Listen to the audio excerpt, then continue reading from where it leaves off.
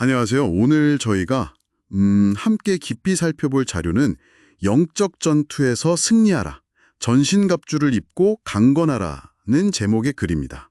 이게 에베소서 6장을 바탕으로 한 글인데요. 우리가 살아가는 현실 이면에 보이지 않는 어떤 영적 싸움이 있다, 뭐 이런 점을 강조하더라고요. 네, 맞아요. 우리가 매일매일, 영적인 전쟁터 한복판에 서 있다는 거죠. 그래서 준비가 필요하다. 이게 핵심입니다. 네, 준비. 그럼 이번 시간에는 이 글에서 말하는 영적 전투, 이게 정확히 뭘 의미하는 건지, 그리고 또 하나님의 전신갑주는 구체적으로 어떤 건지 좀 자세히 들여다보겠습니다.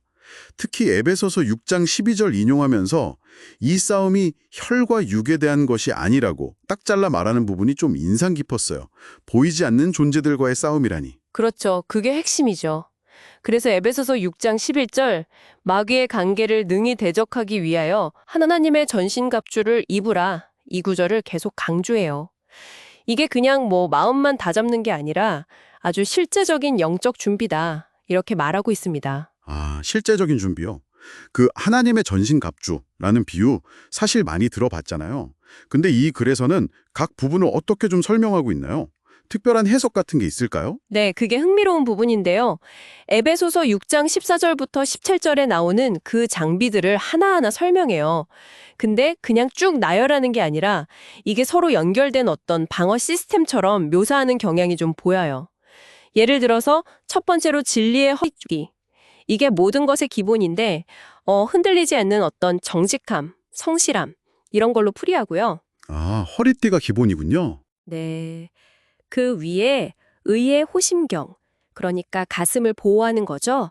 이건 하나님 앞에서 떳떳한 삶의 태도가 우리 마음, 감정이나 의지를 보호해준다, 이렇게 설명합니다. 마음을 보호한다. 네. 그리고 발에는 평안의 복음이 준비한 신, 복음을 전할 준비 상태이면서 동시에 어떤 상황에서도 흔들리지 않는 내적 평안의 기초다, 이렇게 보고요. 신발이 평안의 기초라. 재미있네요. 그리고 이제 방어의 핵심으로 믿음의 방패를 얘기하는데요. 이 글에서는 특히 이 방패가 중요하다고 봐요. 외부에서 오는 의심이나 비난, 두려움 같은 불화살들 있잖아요. 불화살이요. 네. 그런 것들을 막아내는 가장 적극적인 방어 수단이라고 강조하는 것 같아요. 그렇군요. 방패가 중요하네요. 네. 그리고 머리에는 구원의 투구.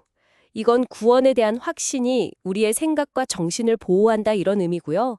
마지막으로 유일한 공격 무기죠. 성령의 검, 바로 하나님의 말씀입니다. 성경 말씀이죠. 유일한 공격 무기군요. 네, 이게 방어에도 쓰이지만 악한 영향력을 적극적으로 물리치는 힘이 있다. 이렇게 설명을 해요. 와, 정말 머리부터 발끝까지 완전 무장이네요. 그쵸? 근데 여기서 이 글이 또 중요하게 지적하는 게 뭐냐면요. 기도나 말씀 생활이 부족하면 그게 갑옷의 빈틈이 된다는 거예요. 이런 빈틈이 생기면 영적 공격에 그냥 무방비 상태가 된다고 좀 강하게 경고하죠. 단순 비유가 아니라 실제적인 문제로 보는 겁니다. 빈틈. 그렇군요. 정말 치열한 싸움처럼 들리는데 그러면 이 싸움에서 이길 힘은 어디서 얻어야 하는 건가요? 우리 힘만으로는 좀 버거울 것 같은데요. 네, 바로 그 질문이 이 글의 또 다른 핵심으로 연결됩니다.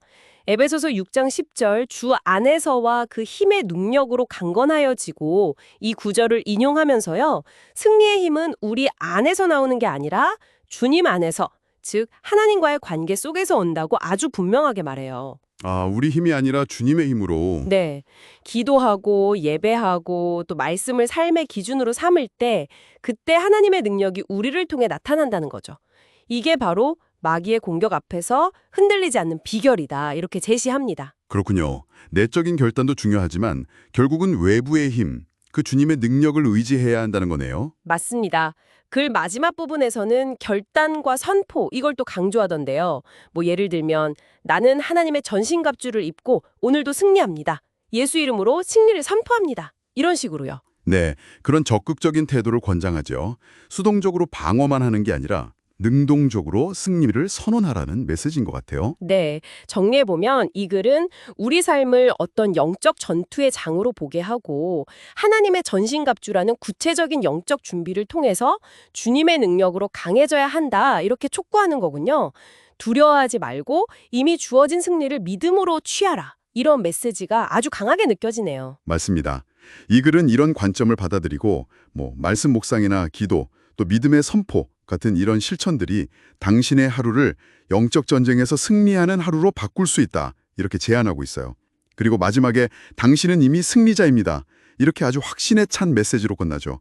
독자들에게 힘을 주려는 의도가 분명히 보입니다. 네. 오늘 이 글을 통해서 영적인 무장에 대해 다시 한번 생각해 봤습니다. 그렇다면 오늘 하루 이 글에서 언급된 전신갑주의 여러 부분 중에서요. 딱 하나만 의식적으로 한번 착용해 보시면 어떨까요? 예를 들면 의의 호심교활 생각하면서 오늘 좀 어려운 상황이 있더라도 옳은 선택을 하려고 한번 노력해 본다거나 아니면 평안의 복음의 신을 떠올리면서 좀 예상치 못한 문제가 생겼을 때 의식적으로 평안을 유지하려고 애써보는 거죠. 그 작은 실천 하나가 당신의 하루에 어떤 변화를 가져올지 한번 관찰해 보시는 것도 의미 있을 것 같습니다.